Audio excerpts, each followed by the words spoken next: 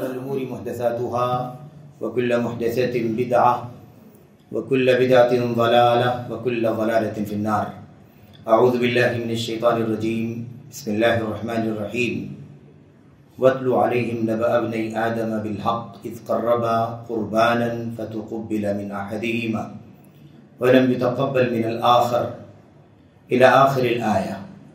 وقال النبي صلى الله عليه وسلم في حديث الولاية يقول الله سبحانه وتعالى قال النبي صلى الله عليه وسلم يقول الله سبحانه وتعالى وما يتقرب عبدي إلي بشيء أحب إلي مما افترضته عليه وما يتقرب ولا يزال يتقرب إلي بالنوافل حتى أحبه فإذا أحببته كنت سمعه الذي يسمع به إلى آخر ما قال النبي صلی اللہ علیہ وسلم.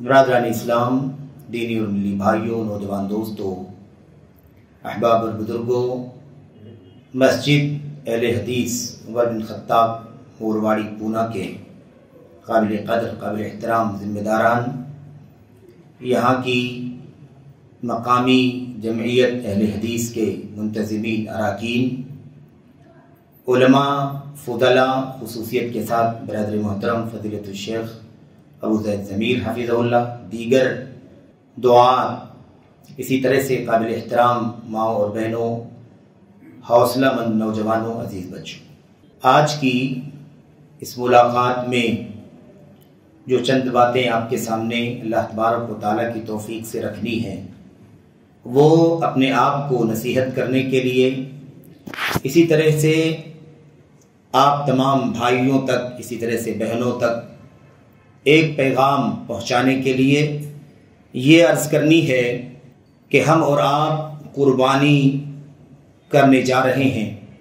قربانی کے سلسلے میں کس طرح سے اخلاص کی، اتباع سنت کی، صحیح عقیدے کی شرط مطلوب ہے، اس حوالے سے آپ نے تفصیلی گفتگو ابھی سنی ہے.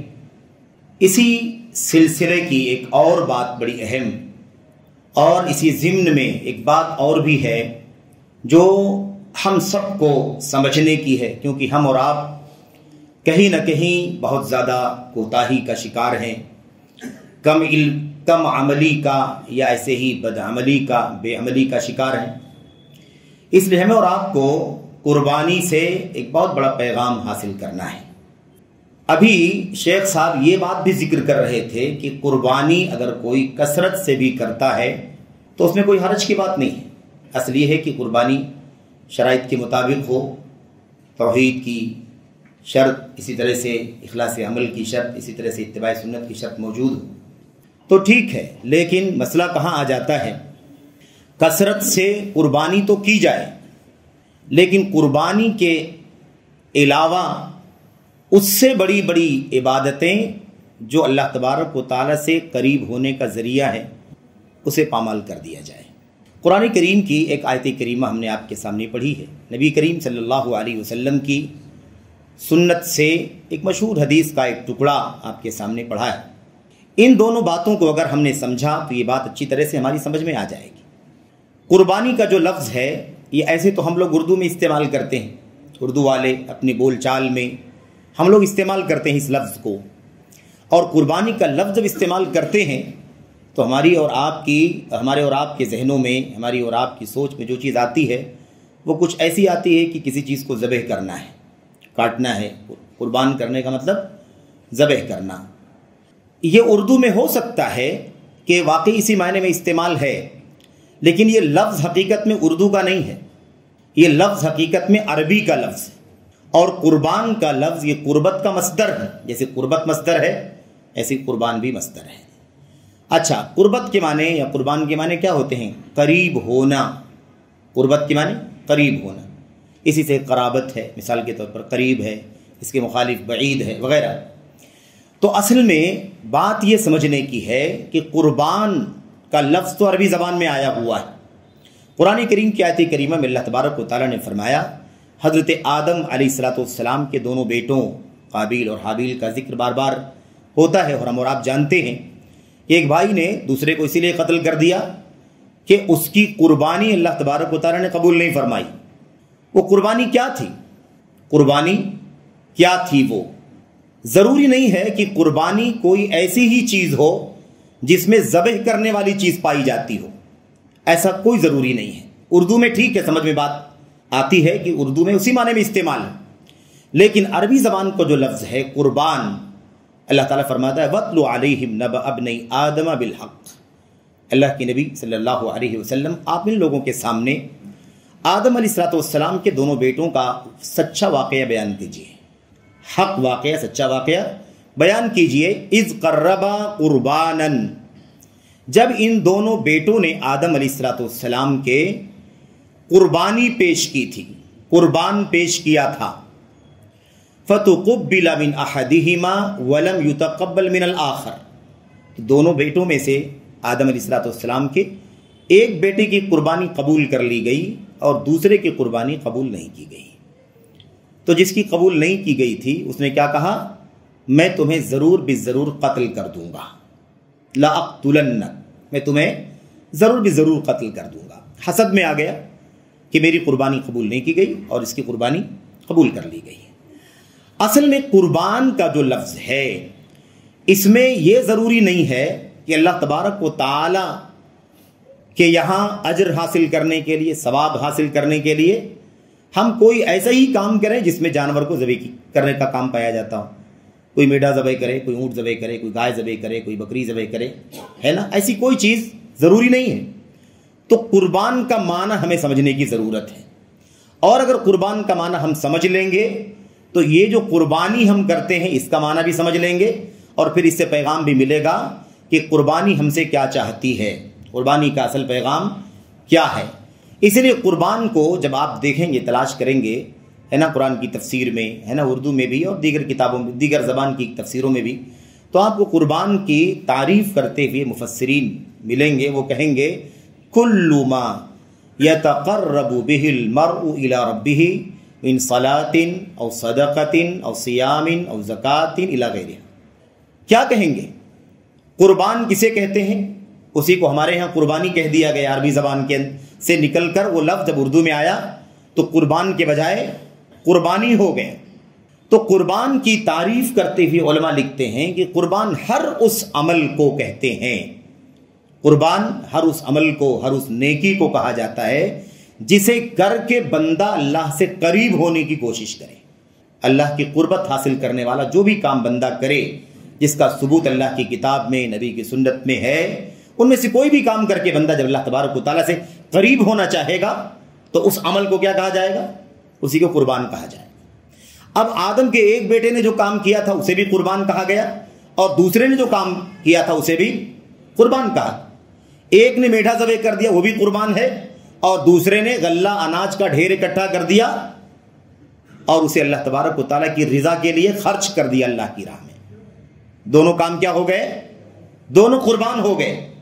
یعنی اللہ تبارک و تعالیٰ سے قریب ہونے کا کام، چاہے وہ کام نماز کا ہو، چاہے وہ کام روزہ رکھنے کا ہو، چاہے وہ کام زکوٰۃ دینے کا ہو، چاہے وہ کام واقعی جانور کو ذبح کر کے اللہ تبارک و تعالیٰ کی رضا حاصل کرنا ہو، چاہے صدقہ دینا ہو، چاہے سچ بولنا ہو، چاہے حرام کام سے اپنے آپ کو بچانا ہو، شرک سے، کفر سے، تو جیسے اچھے کام کر کے اللہ سے بندہ قریب ہوتا ہے، ایسے ہی اللہ تبارک و تعالیٰ کی ممنوعات سے بچ کر کے بھی بندہ اللہ سے قریب ہوتا ہے۔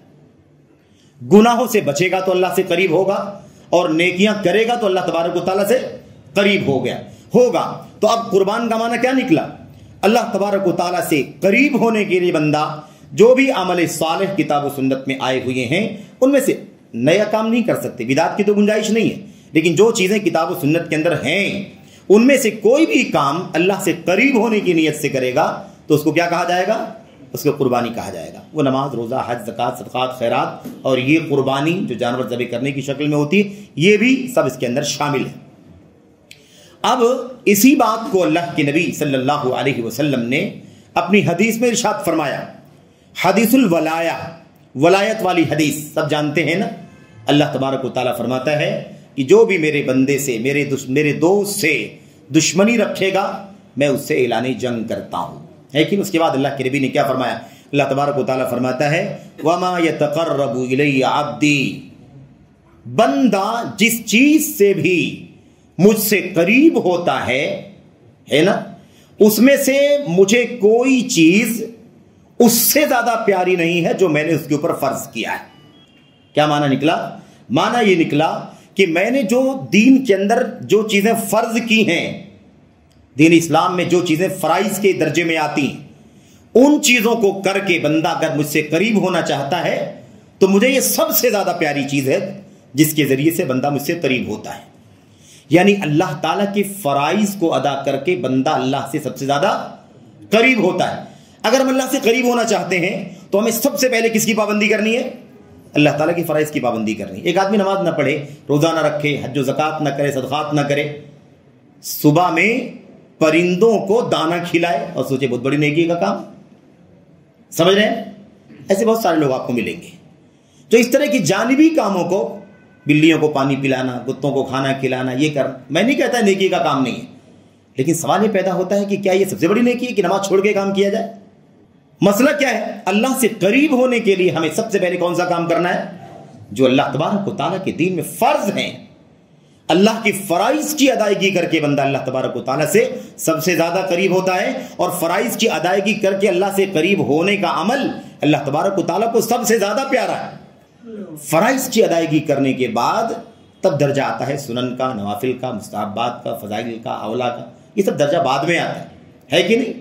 اب یہاں قربانی، جو ہم یہ قربانی کر رہے ہیں، جانور پر چھری چلانے والی قربانی، عید الاضحیٰ کے موقع پر قربانی، ہدی والی قربانی، یا اس کے علاوہ کوئی آدمی صدقہ کر رہا ہو اور کسی جانور کو لائے خرید کر کے اور اسے اللہ تبارک و تعالیٰ کی رضا کے لیے، اللہ کی قربت حاصل کرنے کے لیے اسے ذبح کر دے اور اس کا گوشت غریبوں میں، فقیروں میں اور ایسے ہی محتاجوں میں تقسیم کروا دے، یہ قربانی جس کو ہم واقعی قربانی اپنی زبان میں سمجھتے ہیں، یہ والی قربانی، اس وقت عید الاضحیٰ کا موقع قریب ہے اور سارے موضوعات اسی سے متعلق ہیں، اسی پر گفتگو ہو رہی ہے، اور یقیناً یہ دعوت کا بہت بنیادی تقاضا ہے کہ حالات اور ظروف کے مطابق گفتگو ہونی چاہیے۔ اب ہمیں یہ پیغام لینا ہے کہ اگر قربانی کا معنی یہ ہے کہ اللہ تبارک و تعالیٰ سے قریب ہونے کے لیے نیک کام کیا جائے، تو نیک کاموں میں سب سے اونچا درجہ اللہ تعالیٰ کے فرائض کا ہے۔ اس کے بعد اللہ کے نبی نے کیا فرمایا؟ وَلَا يَزَالُ عَبْدِي يَتَقَرَّبُ إِلَيَّ بِالنَّوَافِلِ حَتَّى أُحِبَّهُ، اور ان فرائض کی ادائیگی کرنے کے بعد، اللہ سے قریب ہونے کا سب سے پیارا کام کرنے کے بعد فرائض کا، اس کے بعد بندہ مسلسل نوافل کے ذریعے مجھ سے قریب ہونے کی کوشش کرتا رہتا ہے، یہاں تک کہ قریب ہوتے ہوتے اتنا قریب ہو جاتا ہے کہ میں اسے محبت کرنے لگتا ہوں، اور جب میں اسے محبت کرنے لگتا ہوں، یعنی اپنا محبوب بنا لیتا ہوں، تو میں اس کی آنکھ بن جاتا ہوں جس سے وہ دیکھتا ہے، اس کے کان بن جاتا ہوں جس سے وہ سنتا ہے، اس کے ہاتھ بن جاتا ہوں جس سے وہ چھوتا پکڑتا ہے، اس کے قدم بن جاتا ہوں جس سے وہ چلتا ہے، وغیرہ۔ اچھا، ایسی یہی وہ حدیث ہے جسے صوفیہ نے حلول کا، وحدت الوجود وغیرہ کا عقیدہ نکال لیا کہ اللہ تبارک و تعالیٰ بندے کا کان بن جاتا ہے، آنکھ بن جاتا ہے، ہاتھ بن جاتا ہے، پیر بن جاتا ہے، اس کا مطلب یہ ہے کہ بندہ اور اللہ دونوں ایک ہو جاتے ہیں۔ تو یہ معنی نہیں ہے اس کا معنی کیا ہے؟ حدیث کے اخیر میں اس کی وضاحت آ گئی کہ بندے کا کان ہو جانے کا مطلب یہ کہ کان اللہ تبارک و تعالیٰ کی گرفت میں اس طرح سے ہوتا ہے کہ وہ اپنے کانوں سے حلال ہی سنتا ہے، اللہ کی رضا کی چیزیں ہی سنتا ہے، اپنی آنکھوں سے اچھی چیزوں ہی کو دیکھتا ہے، اپنی زبان سے اچھی باتیں ہی بولتا ہے، اپنے ہاتھ سے حلال اور اللہ کی رضا کی چیزوں کو ہی پکڑتا ہے، اپنے قدم سے اسی طرف چل کر کے جاتا ہے جو اللہ تبارک و تعالیٰ کی رضا کے کام ہوتے ہیں۔ یہ معنی ہے اس کا، نہیں کہ اللہ تبارک و تعالیٰ بندہ بن جاتا ہے، جیسا کہ صوفیہ نے کہا العبد رب والرب عبد یا لیت الشعر من المکلف، پتہ نہیں بندہ اللہ ہے، بندہ رب ہے، رب بندہ ہے، مجھے سمجھ میں نہیں آتا ہے کہ مکلف کون ہے، یعنی دین کی شریعت کی پابندی اور اس کی ادائیگی کس کو کرنی، یہ صوفیہ کا طریقہ ہے۔ ابن عربی جیسے غالی قسم کے صوفیوں نے یہ بات کہی۔ تو بہرحال اس حدیث میں کوئی دلیل نہیں صوفیوں کے لیے کہ کوئی راستہ نکالنے کی کوشش کریں اور کامیاب ہو جائیں، یہ معنی بالکل بھی نہیں ہے۔ اللہ کے نبی صلی اللہ علیہ وسلم کی اس حدیث قدسی سے ایک پیغام کیا ملا کہ بندہ اللہ تبارک و تعالیٰ سے سب سے زیادہ قریب فرائض کی ادائیگی کر کے ہوتا ہے، پھر اس کے بعد اللہ تعالیٰ سے قریب کرنے کا دوسرا کام جو ہے وہ کیا ہے؟ اللہ تبارک و تعالیٰ کے دین کے سنن اور نوافل کا درجہ آتا ہے۔ اب آئیے موضوع میں داخل ہوتے ہیں۔ یہ قربانی جو ہم کر رہے ہیں عید الاضحیٰ کے موقع پر قربانی جو ہم کرتے ہیں اس کا شریعت میں کیا حکم ہے؟ اب یہ فقہی مسئلہ ہے، اس کے حکم کے بارے میں علماء کا اختلاف ہے۔ ایک طبقہ کہتا ہے کہ قربانی واجبات میں سے، ایک طبقہ کہتا ہے کہ قربانی واجب نہیں ہے بلکہ اس کا درجہ سنت کا ہے، لیکن تاکیدی سنت ہے، مؤکدہ ہے۔ یہ علماء کا اختلاف ہے۔ زیادہ جو قریب مسئلہ، راجح مسئلہ دلائل کی روح سے ہے وہ یہ ہے کہ قربانی واجب نہیں ہے، فرض نہیں ہے، بلکہ اس کا درجہ کیا ہے؟ سنت مؤکدہ ہے، سنت ہے۔ اور جب سنت کہی جائے نا تو اس کا مطلب یہ نہیں ہوتا ہے کہ گویا اس کے مقام کو کم کیا جا رہا ہے کہ آدمی کا دل چاہے کرے اور دل چاہے تو نہ کرے۔ میرے بھائیو، ہمارے اسلاف کا کیا طریقہ تھا؟ وہ سنت کو اس لیے جانتے تھے، علم حاصل کرتے تھے تاکہ سنت پر عمل کریں، اور ہم جب سنت کے بارے میں جانتے ہیں کہ سنت ہے تو ہمارے دل میں آتا ہے کہ اس پر عمل کرے نہ کرے دونوں چلے گا۔ عجیب سوچ کی تبدیلی ہے، عجیب ایمان کی کمزوری ہے کہ اسلاف سنت جانتے تھے تو عمل کرنا چاہتے تھے، اور ہم جانتے ہیں کہ اس کا حکم سنت ہے تو عمل کرنا چھوڑ دیتے ہیں۔ میرے بھائیو، یہ عجیب و غریب بات ہے۔ سنت کا مطلب یہ نہیں کہ عمل کرے نہ کرے، چھوڑ دے، کوئی مسئلہ نہیں، یہ معنی سنت کا نہیں ہے۔ سنت کا معنی یہ ہے کہ فرض کے مقابلے میں اس کا درجہ دوسرے درجے میں، اس کا درجہ دوسرے نمبر پر آتا ہے، اور نوافل کی سنن کی ادائیگی سے فرائض کی کوتاہیاں، فرائض کی کمیاں مکمل ہوتی ہیں۔ فرائض کے اندر جو کمیاں انسان سے رہ جاتی ہیں ہماری سنتوں سے، ہمارے نوافل کی ادائیگی سے، اس میں کیا ہوتی ہے؟ اس کی تلافی ہوتی ہے، بھرپائی ہوتی ہے۔ اور اس سلسلے میں حدیث آپ جانتے ہیں کہ اللہ تبارک و تعالیٰ قیامت کے دن فرمائے گا انظروا هل لعبدی من تطوع، فرشتوں ذرا دیکھو کیا میرے بندے کے پاس کچھ نفل بھی ہے؟ نفل نماز فرض میں اگر کوتاہی کیا ہے تو کچھ اس کے نفل سے مکمل کر دو، کچھ فرض روزے میں کوتاہی ہے تو کچھ نوافل سے تکمیل کر دو اس کی، وغیرہ اس طریقے سے۔ اب یہاں ہمیں سمجھنے کی بات یہ ہے کہ قربانی کرنے والے مسلمان، ہم آپ اور ہمارا سماج، ہمارا معاشرہ، ہمارا وطن ملک، یہاں پر قربانی کرنے والے، یعنی یہ جانور کی ذبح کرنے والی قربانی جو ہم کرتے ہیں، اس میں آپ دیکھیں کہ کتنی زیادہ گرم جوشی ہوتی ہے، کتنا اس کے پیچھے جذبہ ہوتا ہے، کتنے پہلے سے اس کی پلاننگ ہوتی ہے، کتنی بار مارکیٹوں کا چکر لگایا جاتا ہے، اچھا سے اچھا، خوبصورت سے خوبصورت، اور جیسا کہ شیخ نے کہا نسلوں کا، فلاں نسل کا بکرا، فلاں نسل کا، فلاں علاقے کا، اس کی لذت ایسی ہوتی ہے، اس کی چربی ایسی ہوتی ہے، اس کا گوشت ایسا ہوتا ہے، وغیرہ۔ یہ ساری چیزیں بڑے اہتمام سے اس کی تلاش ہوتی ہے۔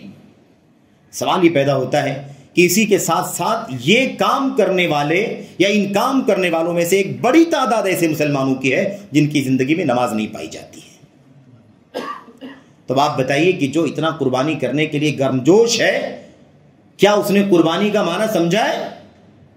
اگر وہ قربانی کا معنی سمجھتا کہ اللہ سے قریب ہونے کا ذریعہ ہے تو اس سنت مؤکدہ کی ادائیگی سے پہلے فرائض کی ادائیگی کرتا ہے کہ نہیں کرتا ہو؟ ہمیں اور آپ کو اللہ سے قریب ہونے کے لیے فرائض کی ادائیگی سب سے پہلے کرنے کی ضرورت ہے۔ تو یہ مسئلہ بڑا عجیب و غریب بن گیا ہے کہ قربانی کرنے کے سلسلے میں ایک طبقہ ہمارے بھائیوں کا اتنا زیادہ جذباتی ہوتا ہے کہ اس کے لیے بہت پہلے سے محنتیں دوڑ کر کے کئی بار جانوروں کی تلاش کرتا ہے، اور اس کے بعد اتنے سارے بکرے، اتنے لاکھ روپے کے، اتنے ہزار روپے کے لا کر کے، اور اس کے بعد چرچے ہوتے ہیں کہ اس شخص نے اتنے بکروں کو ذبح کیا، اتنے غریبوں میں تقسیم کیا، اتنے پیکٹ بنائے، اتنے لوگوں کو کھلایا۔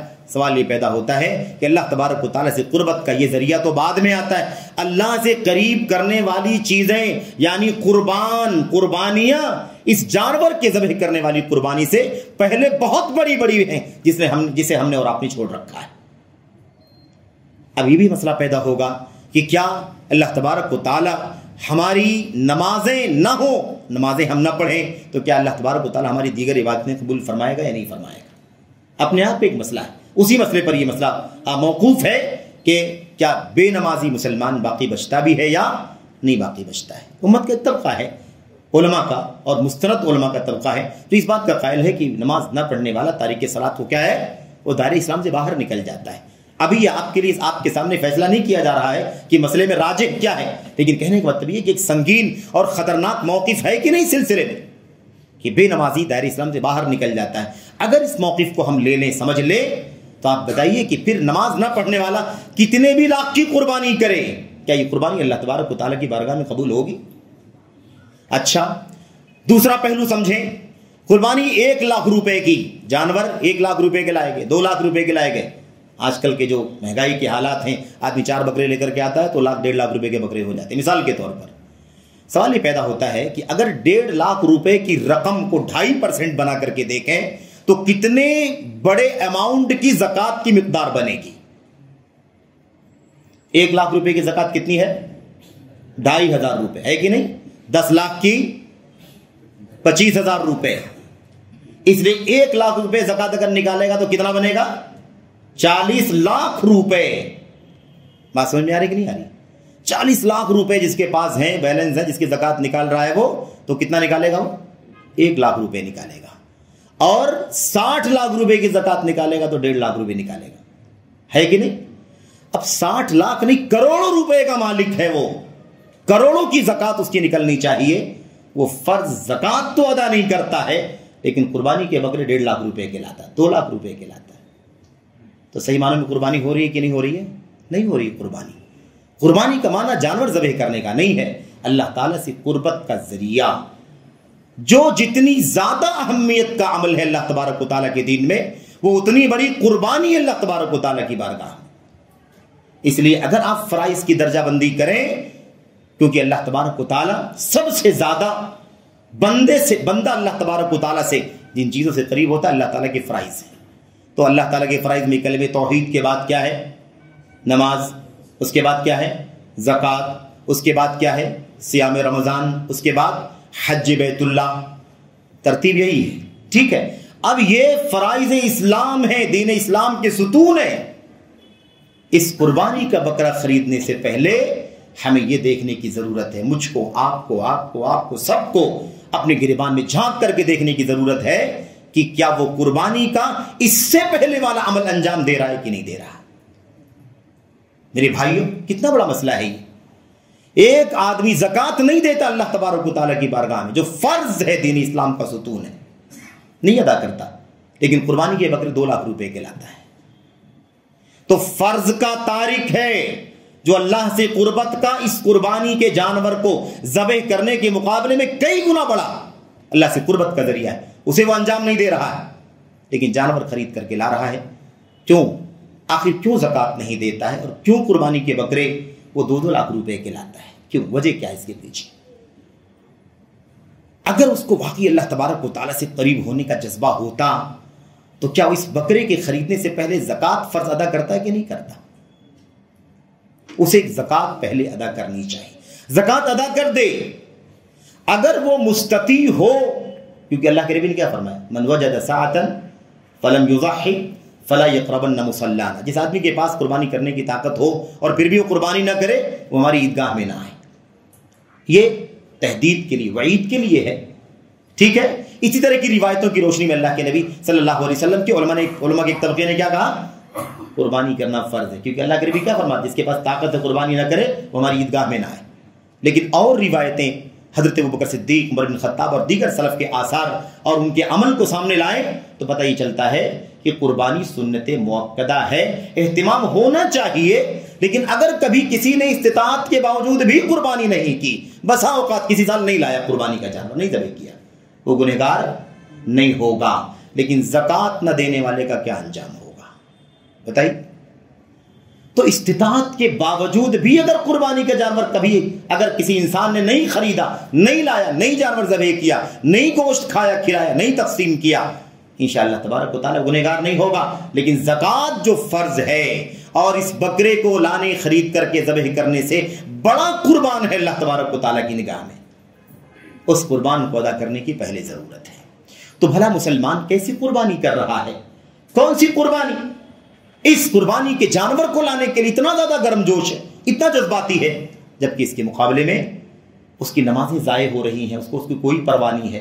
زکوٰۃ نہیں دیتا وہ، یا دیتا ہے تو چند تھوڑی رقم دے دیتا ہے. ایسے ہی پورا حساب کتاب لگا کر کے پورا واجب کتنا بنتا ہے اس کے اوپر، اس کا حساب کر کے زکوٰۃ نہیں دیتا باقاعدگی کے ساتھ. میرے بھائیو، رمضان کے روزے کا بھی اہتمام نہیں کرنے والے بہت سارے لوگ ہیں جو قربانی کا جانور لانے میں پیش رہتے ہیں. حج بیت اللہ کے لیے نہیں جاتے، عمرہ کرنے نہیں جاتے، لیکن قربانی کا جانور 2 لاکھ 3 لاکھ روپے کے لے کر کے آتے ہیں. کیسی قربانی؟ قربانی کا معنی کیا ہے؟ میرے بھائیوں، بات سمجھنے کی یہ ہے کہ اللہ تبارک و تعالیٰ نے قربانی کسے کہا جاتا ہے؟ جس کے ذریعے سے بندہ اللہ تبارک و تعالیٰ سے قریب ہو۔ تو قربانی، یہ جانوروں کی ذبح کرنے والی قربانی ہمیں پیغام دے رہی ہے کہ میں تو سنت موقدہ ہوں۔ کیا ہوں میں؟ سنت موقدہ ہوں، میرا درجہ بعد میں آئے گا، اس سے پہلے نماز تمہاری زندگی میں ہونی چاہیے۔ اللہ سے قریب ہونے کے لیے سب سے بڑا کام نماز کا ہے، اللہ کے قریب ہونے کا سب سے بڑا ذریعہ نماز کے بعد زکوٰۃ کا ہے، اللہ سے قریب ہونے کا اس کے بعد سب سے بڑا ذریعہ اللہ تبارک و تعالیٰ کے فریضے ماہ رمضان کے روزے کا ہے۔ استطاعت کی صورت میں اخیر میں حج بیت اللہ ہے، یہ اللہ تبارک و تعالیٰ سے قربت کا سب سے بنیادی اور سب سے مرکزی ذریعہ ہے۔ ہمیں چاہیے کہ اپنی زندگی میں اس معنی میں قربانی کو سمجھنے کی کوشش کریں۔ تو نماز کی پابندی پہلے ہم دیکھتے ہیں بڑی بڑی ہے نا، بڑے بڑے اماؤنٹ کے، بڑی بڑی رقموں کی قربانیاں کرنے والوں کی ایک بڑی تعداد ایسی ہے جن کی زندگی میں نماز نہیں ہے، جن کی زندگی میں روزہ نہیں ہے، جن کی زندگی میں زکوٰۃ نہیں، جن کی زندگی میں حج نہیں ہے۔ دنیا بہت معیاری ہے ان کی زندگی کا لیول ہے نا، زندگی کا معیار بہت اعلیٰ ہے، قربانی کے جانور بہت لے کر کے آتے ہیں، لیکن یہ سب زندگی کے اندر نہیں ہے۔ اسی منڈی میں جہاں آپ جاتے ہوں گے بکروں کو لانے کے لیے، وہیں آپ دیکھتے ہوں گے اذان کی آواز سنائی دیتی ہے، لیکن لوگوں کو نماز کی کوئی پرواہ نہیں ہوتی، بکروں کی خریداری کی پرواہ برابر ہوتی ہے۔ کیا قربانی کا جانور ذبح کرنا یہ اللہ تبارک و تعالیٰ کے یہاں نماز سے بڑھ کر کے، کیا زکوٰۃ سے اونچا درجہ ہے اس کا؟ کیا رمضان کے روزے اور قربان اور حج اور عمرے سے بڑا ہے اس کا درجہ؟ ظاہر ہے کہ اس کا درجہ بات کا ہے، اس کی اپنی حیثیت اور اہمیت سے کوئی انکار نہیں۔ بلا شبہ قربانی یعنی یہ عید الاضحیٰ میں قربانی، جانور ذبح کرنے والی قربانی، یہ بلا شبہ اللہ تبارک و تعالیٰ کے دین کا ایک شعار ہے، اللہ کے قریب ہونے سے، اللہ سے قریب ہونے کے اسباب اور ذرائع میں سے ایک بہت بڑا سبب اور ذریعہ ہے، اسے انکار نہیں ہے، لیکن پھر بھی اس کا درجہ اللہ تبارک و تعالیٰ کے دین کے فرائض اور ارکان کے بعد ہے کہ نہیں؟ یہ بہت بنیادی چیز ہے۔ ایسے ہی اس کو الٹے میں کر کے آپ دیکھ لیں، عکس کر کے دیکھ لیں، اللہ تبارک و تعالیٰ سے قربت کے ذرائع میں سے اللہ تبارک و تعالیٰ کے دین میں جن چیزوں کو سے سب سے سختی کے ساتھ منع کیا گیا ہے، اس سے بچنا اللہ تبارک و تعالیٰ سے قربت کا سب سے بڑا ذریعہ ہے۔ شرک سے اجتناب اللہ سے قربت کا بہترین ذریعہ ہے، بدعات سے اجتناب اللہ تبارک و تعالیٰ سے قربت کا ایک عظیم الشان ذریعہ ہے۔ ایسے ہی اللہ تبارک و تعالیٰ کے فرائض کی پامالی سے اپنے آپ کو بچانا اللہ تبارک و تعالیٰ کی قربت کا بہترین ذریعہ ہے۔ ہمیں یہ بھی سوچنے کی ضرورت ہے، بعض لوگوں کو آپ دیکھیں گے چھوٹے چھوٹے گناہوں سے اپنے آپ کو بہت بچائیں گے، چھوٹے چھوٹے بچوں کو سمجھائیں گے بچے ایسا نہیں کرنا چاہیے، بیٹے ایسا نہیں کرنا چاہیے، بیٹے ایسا نہیں کرنا چاہیے، لیکن خود کیا کریں گے؟ وہ بڑے بڑے جرائم میں، بڑے بڑے گناہوں میں ملوث ہوں گے۔ یہ بھی ایک شیطانی وسوسہ ہے، چھوٹے چھوٹے کاموں سے لگا دیتا ہے، اس سے بچو، اس سے بچو، یہ کرو یہ کرو، لیکن جو اسلام کے اندر جن کی حیثیت رکن کی ہے، ستونوں کی ہے، پلرز کی حیثیت ہے، ایسی چیزوں سے انسان کو غافل کر دیتا ہے۔ یہ بھی بے دینی کا ایک مظہر ہے میرے بھائیو، ہمارے سماج اور سوسائٹی کا، تو یہ بات سمجھنے کی ہے۔ اچھا، اب سوال یہ پیدا ہوتا ہے کہ یہ قربانی ہمیں پیغام دے رہی ہے کہ فرائض کی پابندی مجھ سے پہلے ہے، نماز، روزہ، حج، زکوٰۃ کی پابندی مجھ سے پہلے ہے، میرا درجہ بعد میں آتا ہے۔ تو ہمیں سب سے پہلے اس بات کی فکر کرنے کی ضرورت ہے کہ ہماری زندگی میں اللہ تبارک و تعالیٰ سے قربت کے یہ بڑے والے ذرائع ہیں کہ نہیں۔ اگر یہ سب نہیں ہے اور قربانی کا جانور لاکھوں میں خریدا جاتا ہے تو حقیقت میں اللہ تبارک و تعالیٰ سے قریب ہونے کا کام نہیں کر رہے ہیں۔ ہمیں اپنی نفس کا جائزہ لینے کی ضرورت ہے، اپنا محاسبہ کرنے کی ضرورت ہے، اپنے گریبان میں جھانک کر کے دیکھنے کی ضرورت، اپنی فرائض کی پابندی کرنے میں ہمیں اور آپ کو بہت زیادہ سنجیدہ ہونے کی ضرورت ہے۔ اس طرح کا رویہ ایک مسلمان کیسے انجام دے سکتا ہے؟ نبی کریم صلی اللہ علیہ وسلم کی سیرت دیکھیں، آپ کے صحابہ کرام کی زندگی دیکھیں تو آپ کو احساس ہوگا کہ ان کے یہاں اس درجہ بندی کا بڑا اہتمام پایا جاتا تھا، بڑا اہتمام پایا جاتا تھا۔ نمازوں کی پابندی کا اہتمام، روزوں کی پابندی کا اہتمام، زکوٰۃ کی پابندی ادائیگی کا اہتمام، حج اور عمرے کے لیے میرے بھائیو بڑا اہتمام پایا جاتا تھا۔ تو اعمال اسلام کے جو اعمال ہیں، اسلام کے اندر جو مامورات ہیں یا جو کام کرنے کے ہیں، ان میں سب سے اونچا درجہ اللہ تبارک و تعالیٰ کے فرائض کا ہے۔ ہمیں اسے ہمیشہ اپنے ذہن و دماغ میں رکھنے کی ضرورت ہے۔ ایک مسلمان کو چاہیے کہ اپنی زندگی میں سب سے پہلے فرائض کا اہتمام کرے۔ قربانی نہ کر پائے کوئی بات نہیں، قربانی کم کرے کوئی بات نہیں، حضرت ابو ایوب انصاری رضی اللہ تعالیٰ عنہ کی روایت ہمارے سامنے ہے کہ نہیں؟ ایک بکری عن الرجل وعن اہلہ، آدمی کی اپنی طرف سے اور اپنے گھر والوں کی طرف سے ایک بکری کی قربانی کافی ہوا کرتی تھی۔ کہتے ہیں اس کے بعد مبالغہ آرائی چلنے لگی، ایک دوسرے سے آگے بڑھنے کا ماحول چلنے لگا، تو ایک لایا تو میں دو لاؤں گا، تو دو لایا تو میں چار لاؤں گا۔ کہتے ہیں حالات پھر کیسے ہو گئے، لوگوں میں فخر و مباحات چلنے لگی، فصار الامر کما ترى، آج حالات ایسے ہو گئے ہیں جیسے تم دیکھ رہے ہو۔ نبی کریم صلی اللہ علیہ وسلم کے زمانے میں ایک بکری کی قربانی کافی تھی آدمی کے اپنے اور گھر والوں کی طرف سے۔ تو یہ بات سمجھنے کی ہے کہ معاملہ اللہ تبارک و تعالیٰ کے دین کے اندر ان کی درجہ بندی کا ہے کہ اللہ تعالیٰ کی رضا کا کون سا کام کب ہونا چاہیے۔ اچھا، اب سوال یہ پیدا ہوتا ہے کہ کیسے ہم کریں، کیا کریں کہ یہ ماحول ہماری اور آپ کی زندگی میں پیدا ہو۔ نماز پہلے، روزہ پہلے، زکوٰۃ پہلے، حج پہلے، اور اس کے بعد پھر سنن کا درجہ آئے، مؤکدات کا درجہ پہلے آئے، عام سنن کا درجہ اس کے بعد آئے، مستحبات کا درجہ اس کے بعد آئے، فضائل اور اولا مسائل کا درجہ اس کے بعد آئے۔ ہمیں اور آپ کو آخر کیا کرنا پڑے گا؟ یاد رکھیں، ہمارے لیے سب سے پہلا کام یہ ہے کہ پہلا جو ہماری جو سوچ سب سے پہلے ہو وہ یہ ہو کہ ہم فرائض کے اندر مکمل پابندی کریں گے، فرائض کی ادائیگی میں، کیونکہ یہی مسئلے کا حل ہے۔ یہ مسئلہ جب ہم نے حل کر لیا تو اس کے بعد اس درجے کو سمجھنا آسان ہو جائے گا کہ فرائض تو ادا ہیں، تب اس کے بعد جو باقی بچتے ہیں اس کے بعد والے کام ہیں، اس کے بعد والے کام ہیں۔ اس لیے ہمیں چاہیے کہ ہم نبی کریم صلی اللہ علیہ وسلم کی اور سنت پر عمل کریں جو آپ کا طریقہ تھا۔ نبی کریم صلی اللہ علیہ وسلم ہمیشہ عزم کی زندگی گزارا کرتے تھے، عزم کی زندگی، پختہ ارادہ، مضبوط ارادہ، عزم مصمم۔ نبی کریم صلی اللہ علیہ وسلم دعا کیا کرتے تھے۔ یہ زندگی کے اصول ہیں، مجھ کو سب سے پہلے اللہ تبارک و تعالیٰ برتنے کی توفیق عطا فرمائے، آپ کو اور سبھی لوگوں کو اللہ تبارک و تعالیٰ اپنی دین کی پابندی کرنے کے ان اصولوں کو سمجھنے کی توفیق عطا فرمائے۔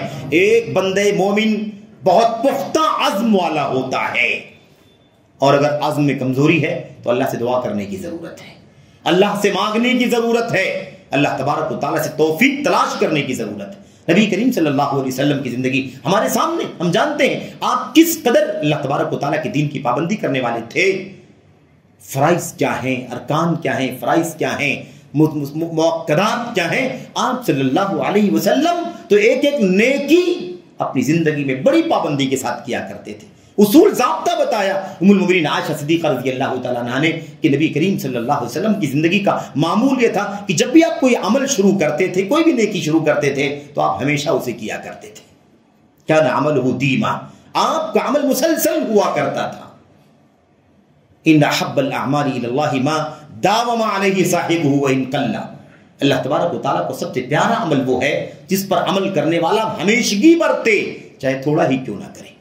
ہماری ذمہ داری کیا ہے کہ ہم عزم سے کام لیں۔ نبی کریم صلی اللہ علیہ وسلم ساری چیزوں کی پابندی کرنے کے باوجود اللہ تبارک و تعالیٰ سے دعا کیا کرتے تھے، اللہم انی اسألک الرشد، اللہ اکبر، الثبات فی الامر والعزیمۃ علی الرشد۔ دو لفظوں میں دعا کی نبی کریم صلی اللہ علیہ وسلم نے، ہماری زندگی کا نچوڑ ہے۔ حافظ ابن القیم رحمۃ اللہ علیہ فرماتے ہیں وَهُمَا جِمَاعُ الْفَلَاحِ، یہ دو چیزیں جو نبی کریم صلی اللہ علیہ وسلم نے اپنی حدیث کے اندر بیان فرمائی ہے، دعائیہ جملے میں دعا فرمائی ہے، اللہم انی اسألک الثبات فی الامر والعزیمۃ علی الرشد۔ اے اللہ تبارک و تعالیٰ، میں تجھ سے کسی بھی معاملے میں ثابت قدمی کا سوال کرتا ہوں۔ کس کا سوال کرتا ہوں؟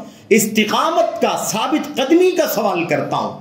جو بھی عمل، جو بھی کار خیر کروں، ثابت قدمی کے ساتھ کروں۔ تیرے حق کے لیے ثابت قدمی کا سوال کرتا ہوں، تیری توحید کے لیے ثابت قدمی کا سوال کرتا ہوں، کسی بھی معاملے میں ثابت قدمی کی دعا کرتا ہوں تجھ سے، والعزیمۃ علی الرشد، اور نیکی اور اطاعت کے کام پر پختہ عزم و ارادے کا سوال کرتا ہوں۔ یہ سب سے پہلا کام ہے۔ اللہ تبارک و تعالیٰ سے توفیق مانگیں۔ اللہ کے دین کے فرائض اور واجبات کا درجہ سب سے پہلے ہے۔ جب وہ سب سے پہلے ہے، اس کا موازنہ کسی سے ہے ہی نہیں، سب سے پہلے اللہ کی توحید کے بعد اللہ تبارک و تعالیٰ کے فرائض کی پابندی، ارکان کی پابندی ہمیں کرنی ہے، تو ہمیں چاہیے کہ اللہ تبارک و تعالیٰ کے دین کے حوالے سے یہ سوچ پیدا کریں کہ ارکان کو سب سے پہلے ادا کیا جانا چاہیے، اور وہ بھی کیسے؟ پورے شرائط کے ساتھ، پورے ضوابط کے ساتھ، پورے آداب کے ساتھ، سارے حقوق کے ساتھ۔ اللہ تبارک و تعالیٰ نے نماز کے بارے میں ارشاد فرمایا، جو لوگ نماز کی پابندی کرنے والے سچے مومن ہیں، والذین هم علی صلاتہم دائمون، وہ لوگ کامیاب ہونے والے ہیں، وہ مومن کامیاب ہونے والے ہیں جو اپنی نمازوں پر ہمیشگی برتنے والے، ہمیشگی برتنے والے مومنین کامیاب ہیں۔ اور آگے اللہ نے فرمایا والذین هم علی صلواتہم یحافظون، اور وہ ایمان والے کامیاب ہونے والے ہیں جو اپنی نمازوں پر پابندی کرنے والے ہیں۔ ایک ہی سیاق میں 10 آیتوں کے بیچ میں 2 مرتبہ اللہ تبارک و تعالیٰ نے نماز کے بارے میں ارشاد فرمایا، دوام، محافظت ہونی چاہیے۔ تو ہماری اور آپ کی زندگی میں اس کام کو ادا کرنے کے لیے کہ ہم ہمیشگی سے نماز کی پابندی کریں، ایسے ہی پابندی کے ساتھ نماز کو ادا کریں، اس کے لیے ہمیں کیا کرنا ہوگا؟ سب سے پہلے اللہ تبارک و تعالیٰ سے توفیق مانگنی ہوگی کہ اللہ تعالیٰ ہمیں اور آپ کو ثابت قدمی، استقامت عطا فرمائے، اور نیکی کے کام کے سلسلے میں پختہ عزم کی توفیق عطا فرمائے۔ لوگ قرض لے کر کے قربانیاں کر رہے ہیں، قرض لے کے بکرے خرید کر کے لا رہے ہیں، لوگ مسائل پوچھ رہے ہیں، قرض لے کر کے قربانی کا جانور لا سکتا ہوں کہ نہیں لا سکتا ہوں؟ علماء جواب دے رہے ہیں کہ اگر آپ کے پاس ہے استطاعت، ادھر ادھر بہت سارے آدمی کے مارکیٹ میں پیسے پھنسے ہوئے ہوتے ہیں، اگر امکانیات ہیں آپ کے پاس، بر وقت آپ کے پاس نہیں تو کوئی حرج کی بات نہیں، آپ قرض لے کر کے لے آئیے، اور بعد میں آپ کے پاس کشادگی وہ تو ادائیگی ہو جائے گی تو آپ اس سے ادا کر دیجیے گا۔ سوال پیدا ہوتا ہے کہ آخر ہے نا سوچ، بکرے لانا ہے، قربانی کی جانور لانا ہے، اور ذبح کرنا ہے، کھانا ہے، کھلانا ہے، تقسیم کرنا ہے، اس پر ہے نا آدمی کی سوچ، اس لیے اتنی پرواہ کر رہا ہے۔ نماز انسان کی زندگی میں کتنی امپورٹنٹ ہے۔ تو اگر اللہ تبارک و تعالیٰ کی طرف سے یہ 2 چیزیں مل جائیں، سچائی، نیکی پر اللہ تبارک و تعالیٰ کی طرف سے پکا ارادہ، اور کسی بھی معاملے میں ثابت قدمی، یہ 2 چیزیں جماع الفلاح، کامیابی کی کنجی ہے، یہ کامیابی کے لیے مجموعہ ہے۔ 2 چیزیں اکٹھا ہو جائیں، انسان کو اللہ تبارک و تعالیٰ کامیابی عطا فرمائے گا۔ آگے ابن القیم رحمۃ اللہ علیہ فرماتے ہیں کہ اگر انسان کی زندگی میں ناکامی دکھائی دیتی ہے، فرائض کی پابندی نہیں ہے، ارکان کی پابندی نہیں ہے، اور دین سے دوری کا ماحول بنتا ہے، تو جان لو کہ وہ ان دونوں میں سے کسی ایک کے فقدان کی وجہ سے اس راستے پر چل رہا ہوگا۔ یا تو عزم اور ہمت، عزم اور پختہ ارادہ نہیں ہوگا اس کے نیکی کے اوپر، اور یا تو اسے ثابت قدمی کی یہ نعمت نہیں ملی ہوگی، اس لیے اس طرح کے کام کر رہا ہوگا۔ دوسری چیز، ہمیں اور آپ کو جواب دہی کے بارے میں بار بار قرآن کریم نے یاد دہانی کرائی ہے۔ اللہ کے ہاں جواب دینا، اللہ کے ہاں جواب دینا، اللہ کے ہاں جواب دینا۔ اللہ تبارک و تعالیٰ نے، اللہ کے نبی نے کیا فرمایا؟ سب سے پہلے اگر ہماری توحید سلامت ہے، شرک اور کفر اور خرافات نہیں ہے، جو ہمارے عقیدے کو ضائع کرنے والی چیزیں ہیں، تو عقیدے کی سلامتی کے بعد ہماری اور آپ کی زندگی میں ہمیں آخرت پہ جو ہم سے سوال جواب ہونے والا ہے، سب سے پہلے کس کے بارے میں سوال ہوگا؟ نماز کے بارے میں، ہے کہ؟ تو ہمیں یہ بھی جاننے کی ضرورت ہے کہ جواب دہی پہلے فرائض کی ہے۔ اللہ تبارک و تعالیٰ کے سامنے حساب و کتاب جو ہونا ہے، اگر توحید سلامت ہے، عقیدہ سلامت ہے، تو سب سے پہلے انسان سے اس کی نماز کے بارے میں پوچھا جائے گا۔ اگر عقیدہ ہی سلامت نہیں ہے تو پھر آگے سوال کی نوبت نہیں آئے گی۔ عقیدے کے فساد کی وجہ سے، اور اسی عقیدے کی خرابی کی وجہ سے، اور اسی حالت میں موت ہو جانے کی وجہ سے اس کا ٹھکانہ پھر کیا ہوگا؟ جہنم ہوگا۔ لیکن اگر عقیدہ سلامت ہے، توحید سلامت ہے، تو سب سے پہلا سوال اللہ تبارک و تعالیٰ کے یہاں بندے سے اس کی نماز کے بارے میں ہوگا۔ یہ ہمیں جاننے کی ضرورت ہے۔ اس اصول کے ذریعے، اس اصول کی بنیاد پر ہم اللہ تبارک و تعالیٰ کے فرائض کو درجہ دے سکیں گے جو اللہ تبارک و تعالیٰ کے دین میں اس کا درجہ ہے۔ آگے پیچھے نہیں کریں گے، یہ چیز ہونی چاہیے۔ ایسے ہی اچھا بات یہ ہے کہ جب یہ حساب و کتاب کی بات ہے، اللہ تبارک و تعالیٰ کے سامنے باز پرس ہونے کی بات ہے، اور سب سے پہلے نماز باز کے بارے میں باز پرس ہوگی، تو ہمیں اس بات کو بھی یاد کرنا ہے کہ یہ مرحلہ مرنے کے بعد آنے والا ہے۔ اس کے بعد مرنے کے بعد، اسی لیے بار بار موت کو یاد کرنا ہے۔ موت کو یاد جب ہم کریں گے تو سب سے پہلے مرنے کے بعد سوال و جواب کس چیز کا ہوگا اسے بھی یاد کریں گے، اور یہ چیز ہمیں انشاءاللہ تبارک و تعالیٰ وہ راستہ دکھائے گی کہ ہمیں اللہ تبارک و تعالیٰ کے دین میں سب سے بڑی قربانی کون سی دینی۔ میرے بھائیوں، اسی لیے اکثروا من ذکر حادم اللذات الموت، کثرت سے موت کو یاد کرو جو ساری لذتوں کو کچل دینے والی ہے، ساری لذتوں کو کاٹ دینے والی ہے، اس موت کو کثرت سے یاد کرو۔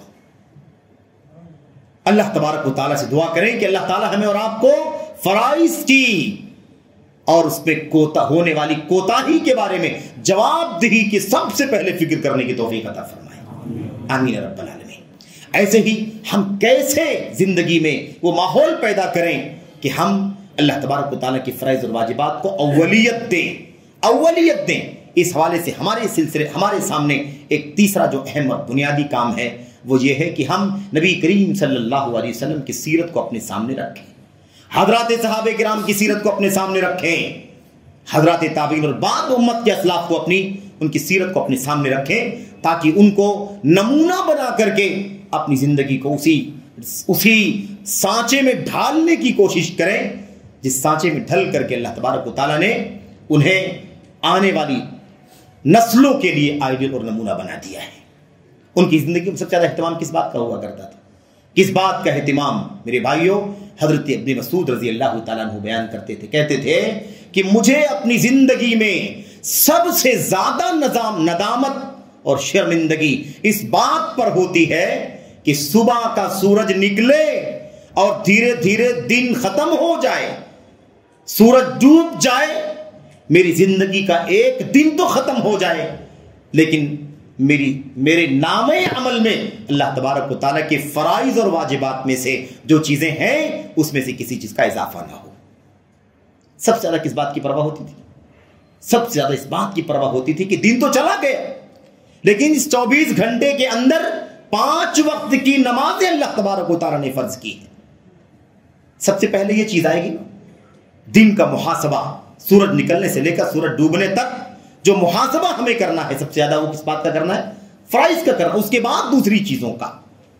میرے بھائی، ایک دن انسان کی زندگی کا گزرے اور سوچے کہ آج ہم نے نماز فلاں نماز چھوڑی ہے کہ نہیں، فجر پڑھی ہے یا نہیں پڑھی، پڑھی ہے تو کب پڑھی، ظہر کے ساتھ کیا مسئلہ ہوا، عصر کے ساتھ مسئلہ کیا ہوا، اور اس کے بعد دن ڈوبنے کے بعد عشاء بھی ہے، مغرب بھی ہے، عشاء بھی ہے، ان کے ساتھ ہم نے کیا کیا۔ اس طرح سے پھر پورے 24 گھنٹے کے اندر 5 نمازوں کے سلسلے میں انسان اپنا محاسبہ کرے تو اس بات کو سمجھ کر کے اسے اس سلسلے میں مدد ملے گی کہ وہ کیسے اپنی زندگی میں قربانیاں اللہ تبارک و تعالیٰ کے فرائض کے حوالے سے کرے، اور اس کے بعد ان چیزوں کا درجہ لائے جن چیزوں کو اللہ تبارک و تعالیٰ کے دین کے اندر دوسرا درجہ حاصل ہے۔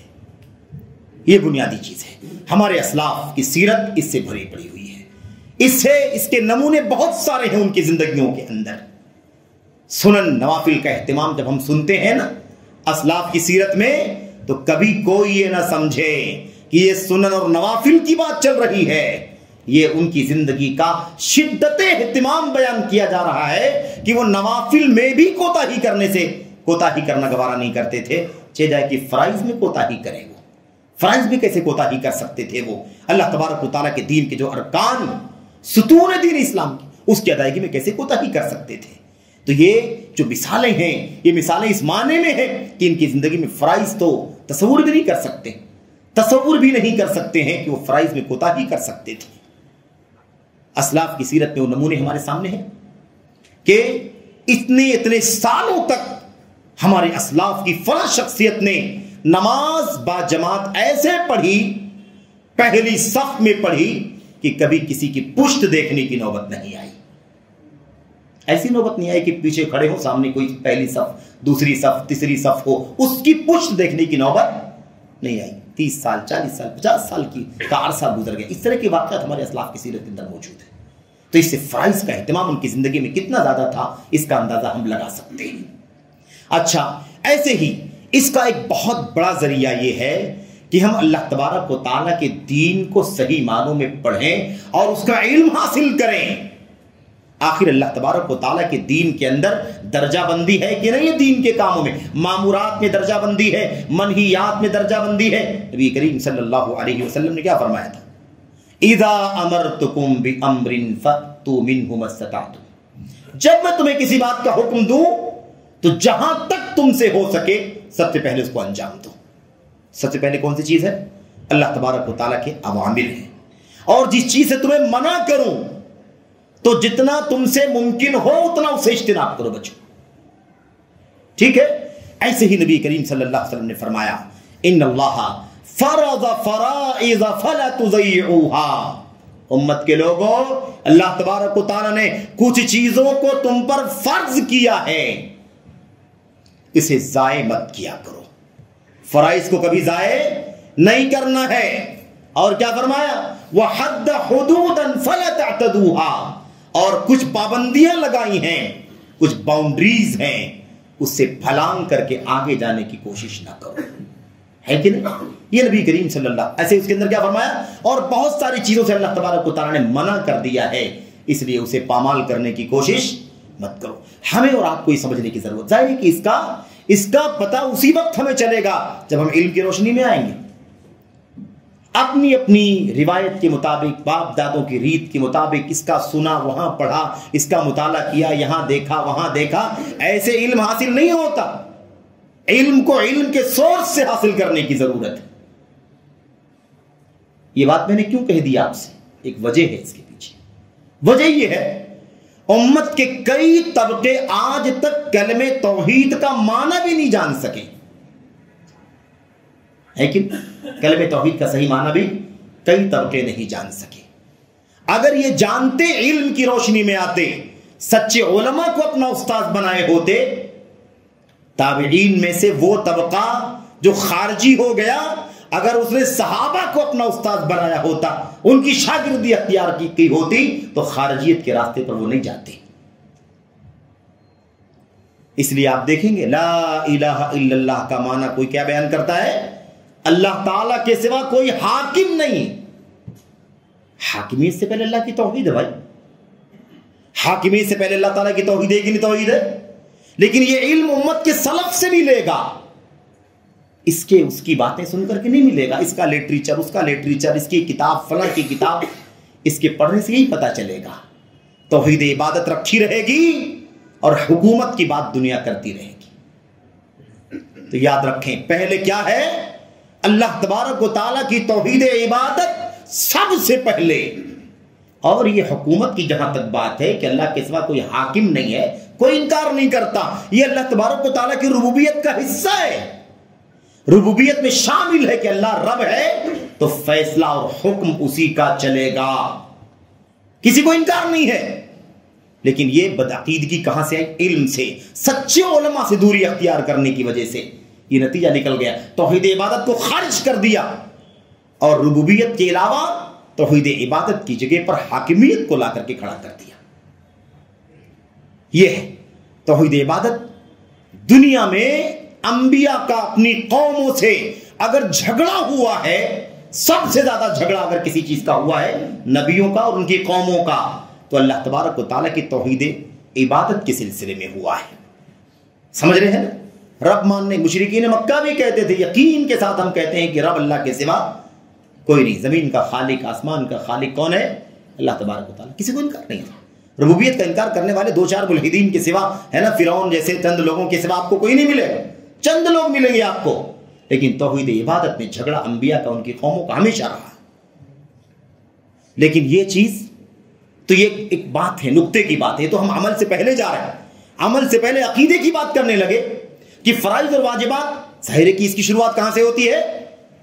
شہادت اللہ الہ الا اللہ وانی رسول اللہ. اس بات کی گواہی کہ اللہ کے سوا کوئی سچا عبادت کے قابل نہیں ہے.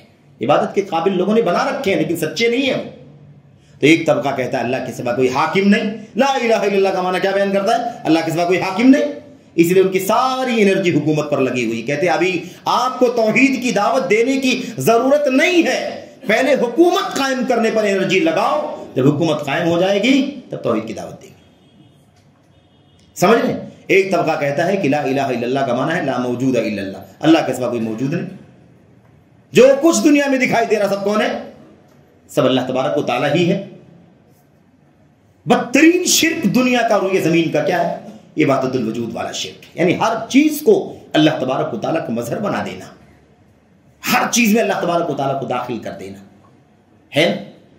کوئی کہتا ہے اللہ کے سوا رب نہیں. رب ہونے کا انکار کب کس نے کیا؟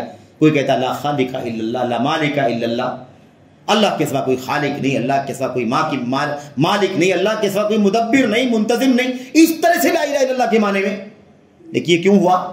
اس لیے ہوا کہ وہ علم کی روشنی میں نہیں آئے، وہ ان اہل علماء کے پاس نہیں پہنچے جو واقعی امت کو اس کی رہنمائی کرنے والے ہیں۔ اس لیے علم اہل علم سے لیا جائے گا۔ وہی طبقہ خارجیت کی راہ پر چل پڑا جس نے صحابہ کرام کو اپنا استاذ نہیں بنایا، جنہوں نے صحابہ کرام کو اب سے کی شاگردی اختیار نہیں کی، وہی طبقہ خارجیت کی راہ پر چلا۔ یاد رکھو، یہ غلط فہمی لوگ پھیلانے کی کوشش کرتے ہیں فلاں صحابی کے بارے میں کہ فلاں صحابی نے فلاں سے بغاوت کی، فلاں صحابی نے فلاں سے بغاوت کی۔